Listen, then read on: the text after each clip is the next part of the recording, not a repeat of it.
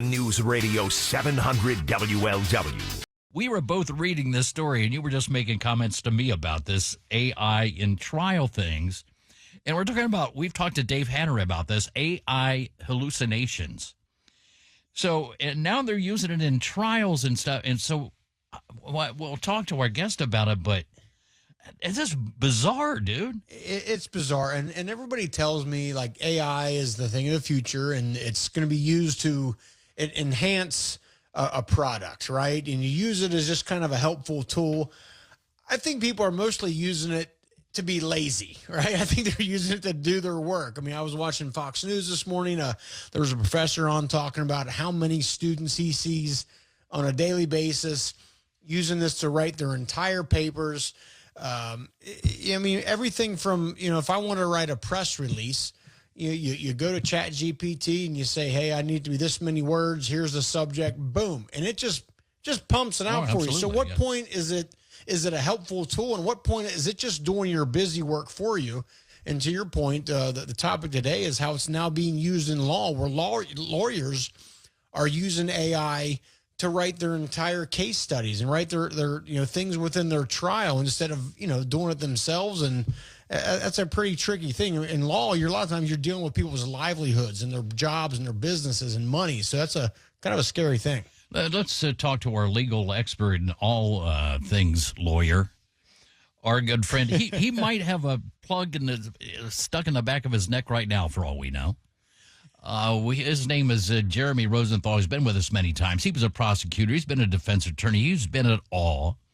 So, Jeremy, how common is this stuff, man? It's pretty common, believe it or not. I've found ChatGPT, I found AI to be, I'm increasingly more comfortable with it. It is probably the best way to put it. You got to use it. There's correct uses and there's incorrect uses, right? Unless or until AI or ChatGPT starts to really nail down being passive aggressive, I think my job is safe. So I'm not worried. People pay big money for that, Jeremy. Oh, right. I mean, I got to be able to put you on speakerphone and then use my speakerphone lawyer voice and start like demanding settlement. So AI's got a way to go, if they want to really take over. I mean, it's Jeremy, the mind games that really make the Let's practice. face it, it's not that far off. The way this stuff is advanced, I mean, come on now. It wasn't 2-3 years ago that we were all starting to hear about this and we were all playing with it, and now it's in trials. What it's useful for in the legal practice is that I find is if you have an issue, it helps you issue spot more quickly than you would otherwise before. A project that took me an hour to do legal research on, I can now do in 7 minutes. Right now, I still bill my client for an hour because that's only fair. Yes. Okay. Yeah, because you're a human, you're not a robot, for God's sakes. Well, no, I mean, listen, look. The fact is the first, it's like the pill, right? It's why should the manufacturer spends 80 cents and you have to pay $69 for a pill, and they just sit there and say, well, the first pill cost $4 billion, right? The fact is that I contributed to the database that made it to where it's that easy for you to figure out. So I think I'm entitled to bill for the full time. But in reality, it allows you to issue spot, and it allows you to do things like that quicker. Somebody comes into my office, says, Jeremy, what's the law say about this, that, or the other, right? I mean, we just take a random legal issue, right?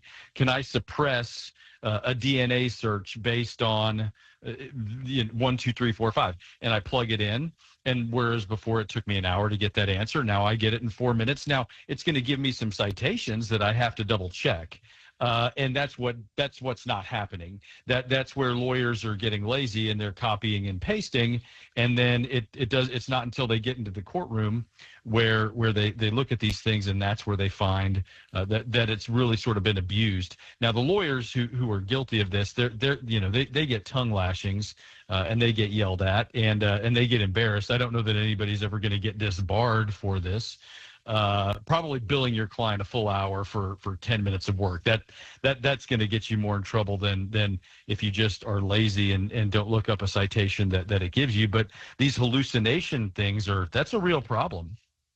Right. And explain exactly, because I read a bunch of instances of cases, and increasingly bigger cases that are pretty major.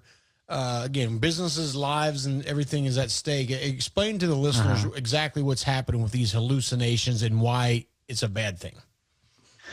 But believe it or not, they're like real lawyers. When you ask ChatGPT legal questions, it'll fake it till it makes it. If you don't, it'll make up the answer if it doesn't know it, and that's the danger. That's a hallucination, if you will. Now, I don't know whether it's actually taking the shrooms or the hit or having as much fun as you and I might when we have those types of things, But yeah, so it hallucinates, and that's an AI hallucination, and it's a wormhole. I didn't know about it until kind of looking into this story, and I don't know how far-reaching it goes, whether it goes beyond just legal research. I'm sure it does, but and it's related. My understanding is to just not a very deep database for that type of research. But that's what happens, and lawyers copy and paste it, and then you get the judge is going to look at the precedents of, whatever, Abraham Lincoln versus George Washington for the proposition that I win and you lose, and here it is, and yeah, it's kind of scary. Now we're talking to Jeremy Rosenthal, our legal expert, and Jeremy, how badly could you tear somebody apart in court? Were there indeed a fella sitting on the witness stand spewing, obviously tripping his off, and you're going like, that guy's obviously high. You can't tell with a machine. It's going to defend itself.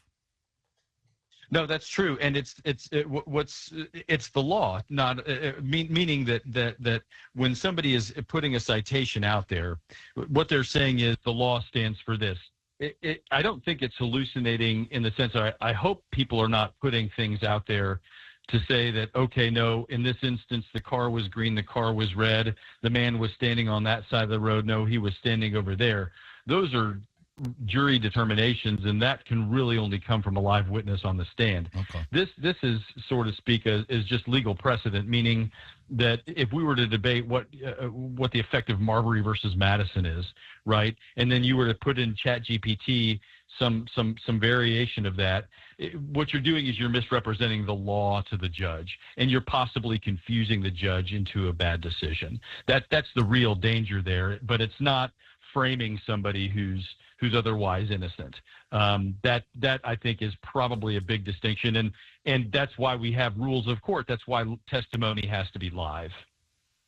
So Jeremy, when it hallucinates, which means it essentially makes up false information, as you said earlier, if it doesn't know, it'll just make up something. Well, why doesn't it just say, I don't know? Why does it, or who programmed it, or is it become self-aware where why doesn't it just say, I don't know the answer to that, versus giving you a false answer?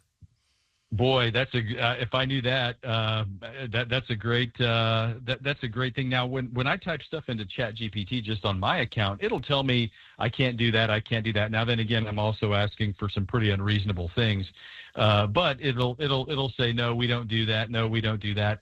But I'm not an expert on how these GPTs work.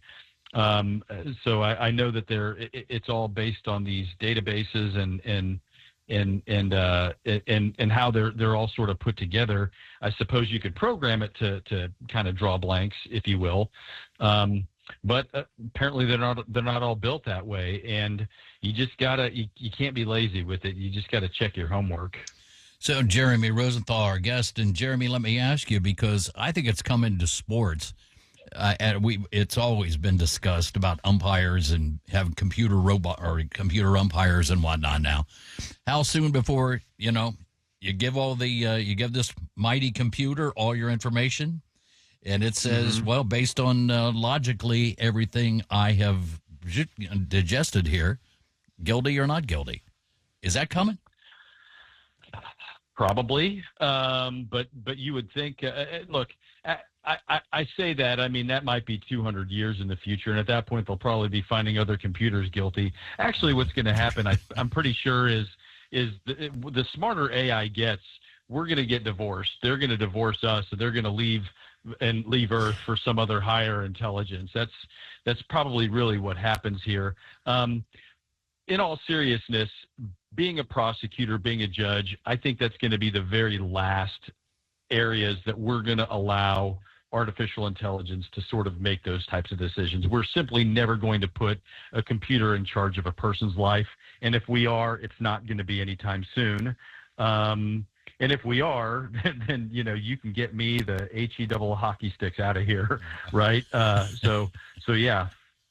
All right. But I guess you could see it being used for like a jury, I'm sure you've been in a trial where it goes on for weeks and weeks and weeks, and you can't tell me every jury member remembers every single little solitary detail about this and that, and all the time comes to the most logical conclusion. Sometimes, just human nature slips in there. Like, I just want to get the hell out of here. You know what I mean? Or hey, I forgot that he said this last week.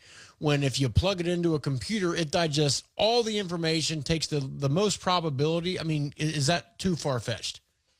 No, it's not. And here's the bigger danger. Think about it like this. What if we came up with a tool that summarizes all that information for the jury, so we get the whole P. Diddy jury, they sit there and watch for 5 weeks or 6 weeks, and then we load it all up into then we say, all right, Hal 2000 or 9000, summarize this for us in one page, right? That's the danger, because that summary may as well be the real thing, right? Right.